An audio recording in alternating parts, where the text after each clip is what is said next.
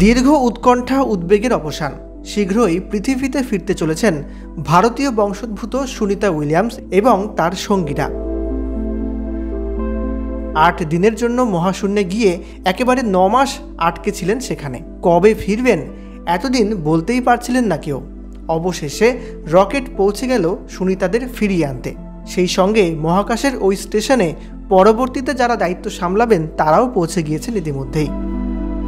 সুনিতারা কবে ফিরবেন অবশেষে দিনক্ষণ জানিয়ে দিল নাসা। বয়স প্রায় 60 ছুঁই। ভারতীয় বংশোদ্ভূত এই মহাকাশচারীকে নিয়ে বিশ্ববাসীর কৌতূহল চরমে। কিভাবে মহাশূন্যে থাকেন, কিভাবে রোজকার কাজ সেখানে করেন, সবকিছুই দেখিয়েছেন ঘুরিয়ে ঘুরিয়ে।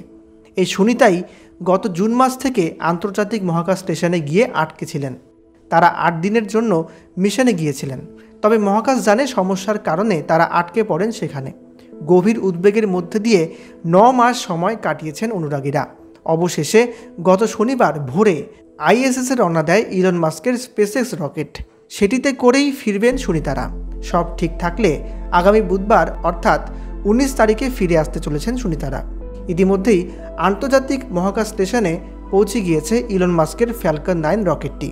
আর যার মধ্যে থাকা ক্রু 10 মহাকাশযানে চেপে পৃথিবীতে ফিরবেন সুনিতা উইলিয়ামস, বুচ উইলমোরেরা।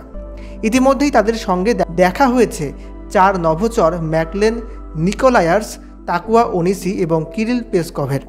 তাদের সমস্ত কাজ বুঝিয়ে ওই মহাকাশযানে চেপেই বুধবার পৃথিবীর উদ্দেশ্যে রওনা হচ্ছেন সুনিতা উইলিয়ামসরা।